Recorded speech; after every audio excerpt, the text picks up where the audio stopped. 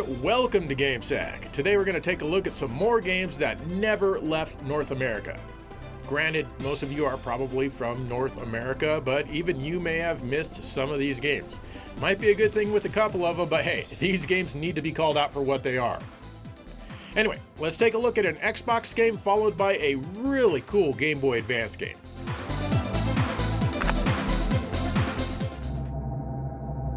This is Zionide for the original Xbox, and it was released in 2006 from PlayLogic and Evolved Games. This is a twin-stick shooter that's kind of weird. What's weird about it, you ask? Well, the story is super weird for one. There's a witch who's being transferred on a ship to be executed, but she encounters Zionide, which makes your thoughts a reality. So she creates her own universe. But you need to stop her so she can be executed or something like that. Not that the story really matters much in these games. As you fly around, you control the movement of your ship with the left analog stick and fire by pressing the right analog stick in whichever direction you want to shoot in. You're on rails, so you can't control where you go except for a few points where you can choose your path, but from my experience with this game, it doesn't really matter much. The camera goes all over the place and it can definitely mess you up since it's really easy to get confused. You can cycle between two weapons with the R trigger. One of them is a pink spread shot and the other is a narrow beam, which is a bit more powerful.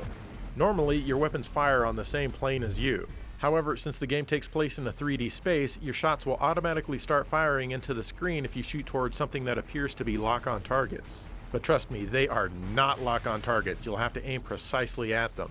Sometimes you can collect crystals which will power up your weapons a bit.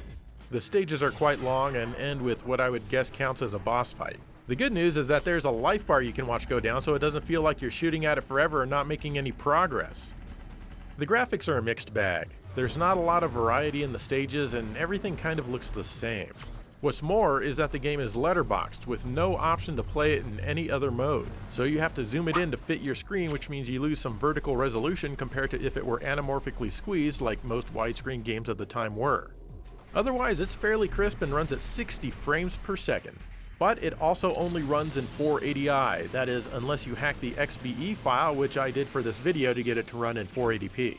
This game really just wasn't trying at all. This was the final system-exclusive game released for the Xbox, and I'm honestly disappointed that it's not more impressive. Usually at the end of a console's life, games really push those limits, but not this one. As far as sound and music go, it's okay at best. So is it fun? Honestly, it's not bad after you get used to it, but it's not something I'll be playing years and years into the future, I don't think. There was a sequel, believe it or not, released on the PS2, PC, and PSP, but those were all released outside of North America.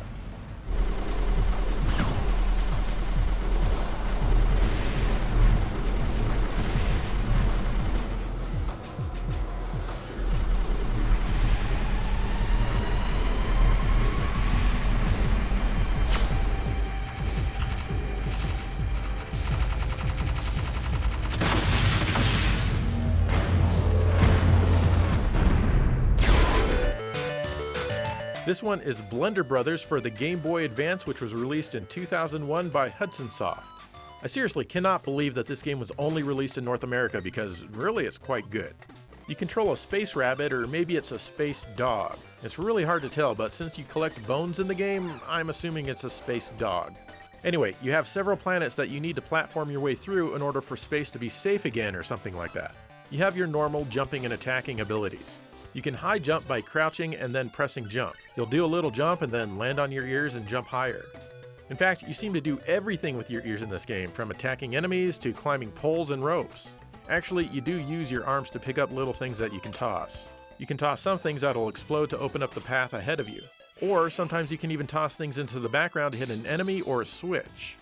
You can also choose a mini bro to accompany you in each stage. You start out with only one, and you need to find the rest in the game. Each mini bro has a different power, like restoring your life, defending you from one hit, or maybe lighting up a dark area. You press the R button to use these abilities, though some are automatic. Each mini bro has a gauge that slowly refills automatically after you use his ability, and you can't use them again until it does refill. There's a decent amount of variety in the stages. Usually, you'll just need to make it to the end of the stage, but sometimes you may need to race in order to grab keys with slightly janky Mode 7 graphics. Yep, these are pretty janky. Sometimes during a stage, you can travel into the background, which reminds me of Virtual Boy Wario Land. Anyone remember that Virtual Boy episode I did? Anyway, there are also some items that you can grab that will let you move at super speed, smashing through enemies, or fly into the air for a limited amount of time by continuously pressing the jump button. Each stage has multiple checkpoints as well to respawn you when you die, and since you can only take 3 hits, dying in this game is not something that will seem unfamiliar. And of course, there are the usual boss fights. You can save your game between any of the stages, and you can also replay the stages you've completed at any time if you want to find all of the mini bros. The control is mostly fine, but it did feel slightly laggy sometimes. Usually it's only an issue when you're fighting a boss and you think that you need some quick reflexes. In reality, you just need to learn their patterns and plan way ahead. There are also times when enemies are lurking below you directly off screen and you need to learn and plan for them as well. Seriously though, the game is highly enjoyable and it's easy to find yourself putting a lot of time into it for a platformer. Be careful though, because you might beat it the first time you play it if you don't put it down. The graphics are nice, but not outstanding. They're pleasant enough though, and certainly not worth complaining about. Except for maybe the janky Mode 7, I don't know. The music is excellent and it really helps keep you glued to the game.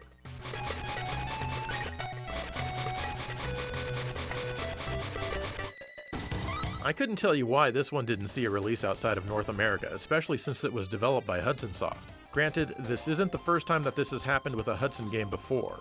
Be sure to check this one out.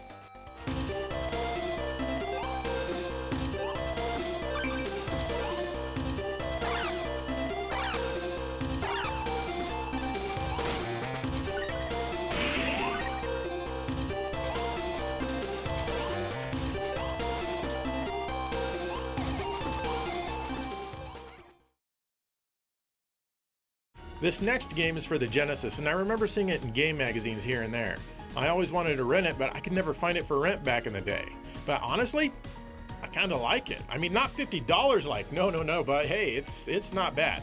After that, another game for the Xbox, and I know you guys like the Xbox, at least a lot of you do. At least the ones that leave comments do.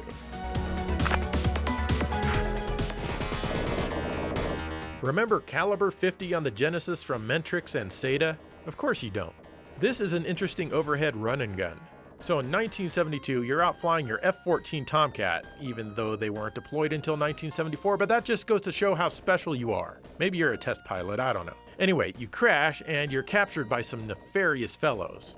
After 20 years, you decide you've had enough of their hospitality and you make a break for freedom. You blast your way through the game with some rather unique controls. The arcade had those joysticks that rotate like Akari Warriors or Midnight Resistance. I've got to be honest, I've used those joysticks in the arcade and I don't like them one bit. Regardless of if I like them or not, however, the game was designed around those controls, so that means they had to change things up in the home version. You have 2 choices on the control. The first is like how Forgotten Worlds is handled on the Genesis. The B button fires and button A rotates you counterclockwise or maybe even anti-clockwise, and button C rotates you clockwise. When you let go of the B button, you toss a grenade. The other method may appeal more to most players. Button B still fires and tosses a grenade when you let go of it, but now you shoot in the direction that you're pressing on the D-pad. If you hold either A or C, you lock into that direction so that you can strafe. This feels much more natural, but there is one small caveat. When you change your direction, your guy rotates to the new position. It's not instantaneous like it is on most overhead run-and-gun shooters. It doesn't take long, but it is slightly weird. However, this also lets you lock and strafe in more than 8 firing directions. Honestly, I don't know which method I personally prefer. I was able to adapt quickly to both methods. If I had to choose, I guess I'd pick the first type since it feels like I can be slightly more precise with it. There are lots of enemies all over the place and even more tiny little bullets that you have to avoid. Fortunately, you have a life bar. You can also power up your weapons and even get a flamethrower. I don't care much for the flamethrower because it doesn't have quite the same reach as the other weapons. You can even get into a vehicle here like this plane which flies around and you shoot from the little turret on the top. That's pretty cool. The stages are pretty typical for a game like this, wandering through jungles and enemy compounds and the like. At one point, you go into a hole and start wandering around some underground caves. Even inside these caves, you have to worry about helicopters trying to shoot you down. How did they get in here? The graphics are fairly weak, but they're not offensive. It's just that there really isn't anything special here. Same goes with the sound effects. The music is pretty good in places, but could use better instruments. Overall, I find this one fairly enjoyable to play. It's certainly no shock troopers or bloody wolf or anything like that, but it's definitely not a waste of time.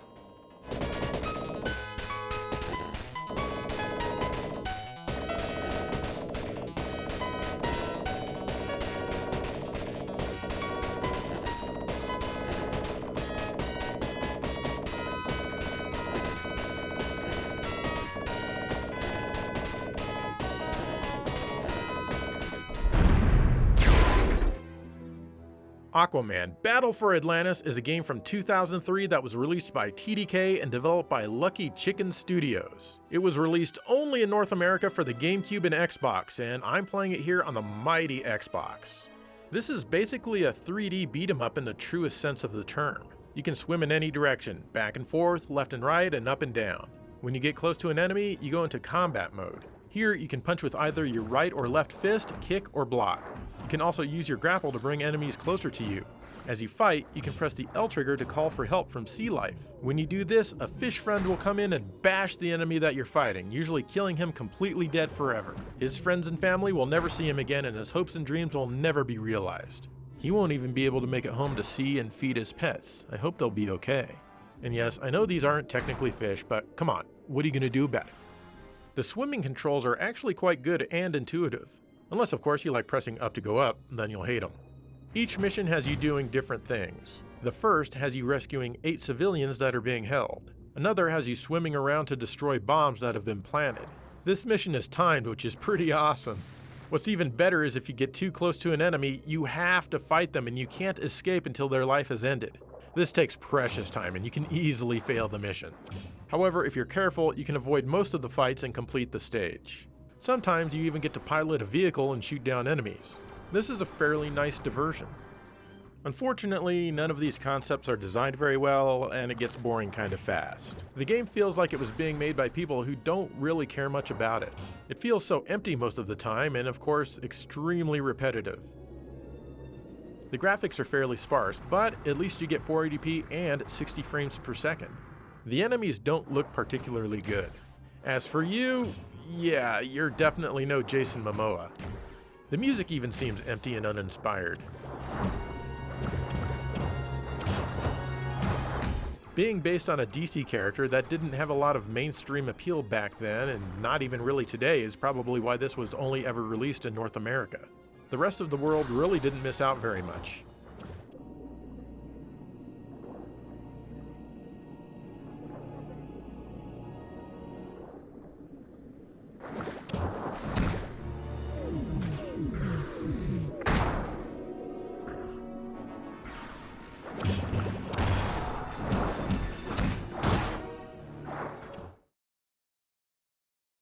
I always figured that the series that this next game is from was pretty popular, but that's just a guess judging by how many titles are in the franchise.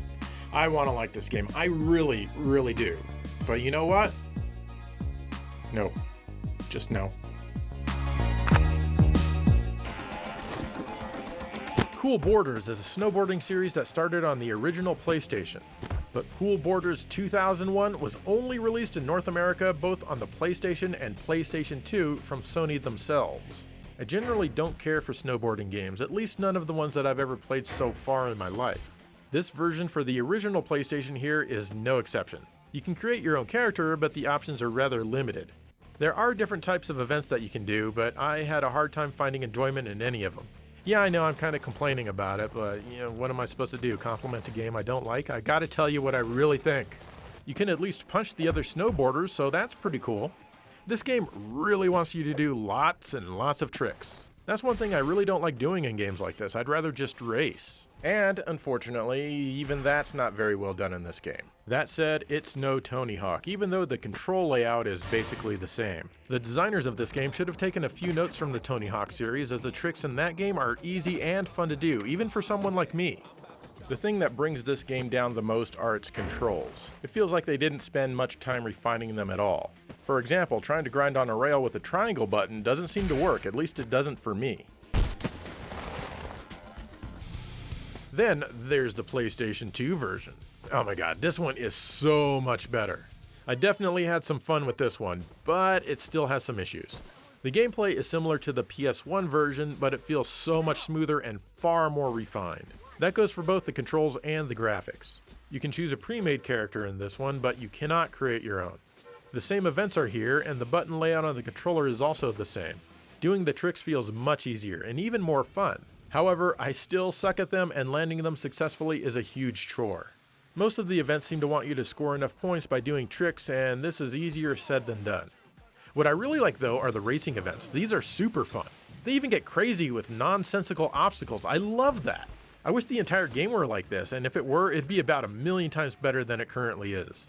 Doing tricks is fine, I guess, but I don't like needing to do them. One of the actual events is the tutorial, which of course goes through and shows you how to do all of the different moves and whatnot. This is actually pretty fun, except if you mess up 3 times, you need to restart the entire tutorial from the very beginning, which has got to be one of the most stupid things I've ever seen in a video game. Okay, one more time from the top. I mean, they want you to do like 1,000,000 tricks, and if you mess up once on one thing, then again on another, and then a third time on something else, you've got to restart. Come on, you're not even trying. And God, I hate this instructor's stupid voice. You're definitely gonna have to start over. It's really too bad because this game has so much potential.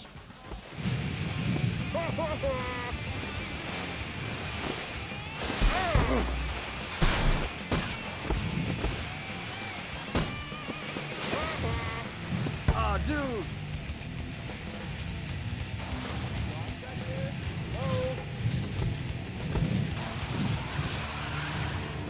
Hey, are you lost or what? Come on, let's go! Remember the Jet Moto series on the PlayStation? The first 2 were decent jet ski games that were released in many places around the world. Not Jet Moto 3, however. This 1999 game was North America only. The first thing that you should know is that this is the only Jet Moto game not developed by SingleTrack, whom you may know as being the developers of Warhawk and the first 2 Twisted Metal games. Instead, it was made by Pacific Coast Power & Light, which honestly sounds like a utility company in California. When they're not billing you for your gas and electricity, they're busy making the sweetest games ever! Anyway, they're known as Locomotive Games now. So, how's the game? It's okay at best. You ride a hover bike that can pretty much go across any surface except air. There are purple rods here and there that you can grapple onto that will aid you in a sharp turn. All you need to do is finish in the top 3. The big problem is that both the controls and the camera are extremely twitchy and all over the place. Your hover bike is extremely sensitive even when using analog controls. Combine this with the extremely low frame rate in addition to the warpy and blocky graphics, it's very difficult to tell what's going on more often than not. It doesn't take much effort to knock you off of your hover bike or fall into a bottomless pit. Still, even with all of that, the game is pretty easy. Unfortunately, there don't seem to be many areas to race in as they started repeating really soon. At this point, I basically just turned the game off because I was bored and there wasn't anything new that it offered. The graphics have gotta be some of the worst on the platform. They haven't aged well at all. I have no nostalgia goggles when it comes to 32-bit era 3D graphics. This game might be a franchise killer too. I debated saving it for a franchise killers episode, but I guess I'll put it in here. At least the music is somewhat decent.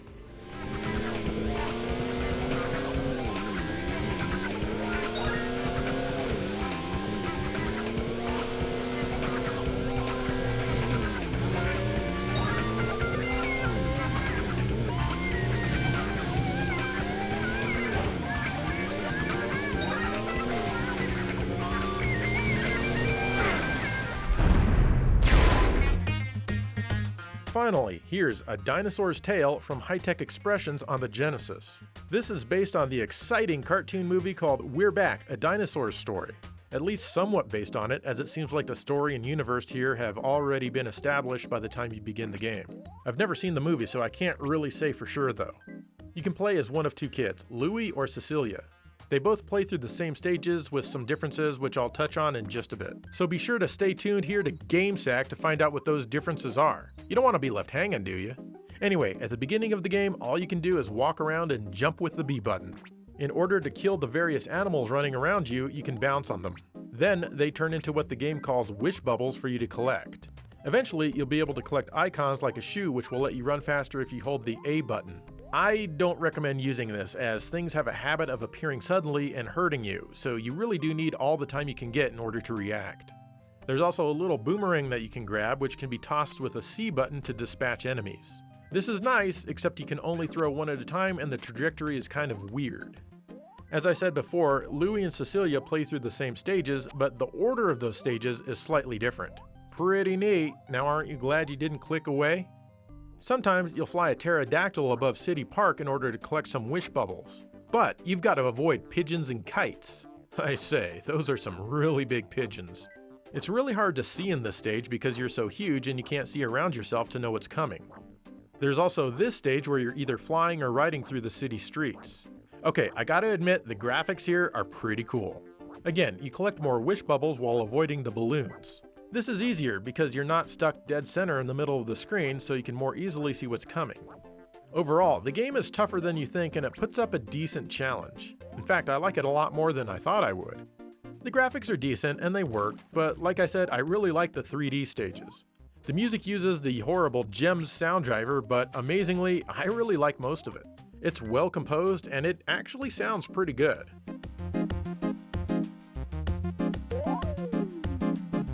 This is a game that I would never have thought to try back in the day because I thought it was only for kids, but honestly, I think everyone should give it a try. That's right, including you. But not you.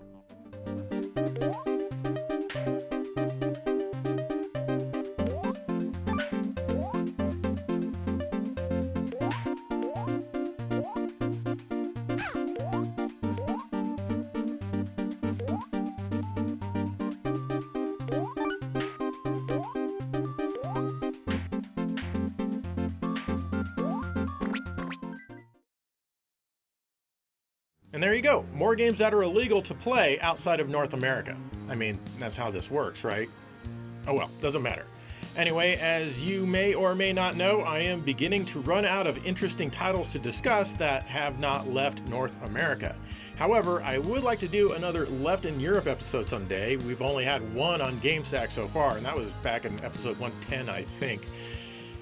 What titles would you suggest I cover for another Left in Europe? I mean, something preferably for the main consoles, not, restricted for the Amstrad GX 4000 or something, because I don't have one of those. Let me know. In the meantime, thank you for watching GameSack.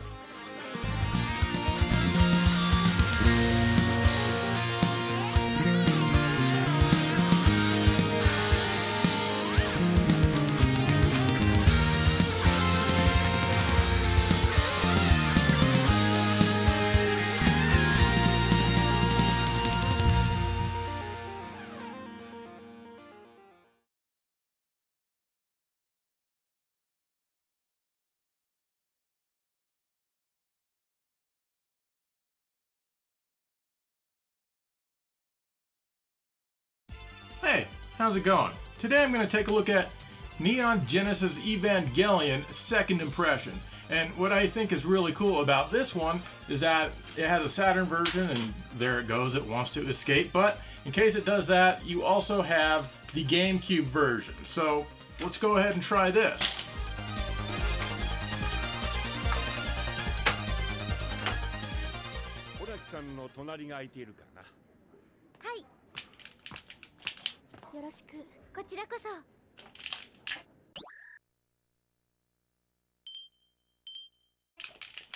Okay, my first impression is that I have absolutely no idea what's going on.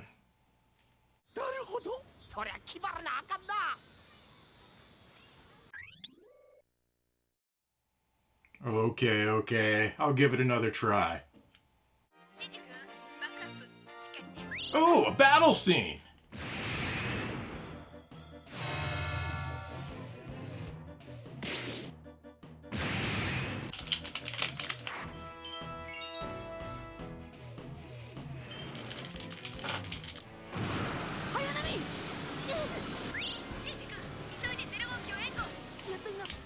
Well, my second impression of Neon Genesis Evangelion Second Impression is that it doesn't really leave much of an impression. Yep, that's the joke.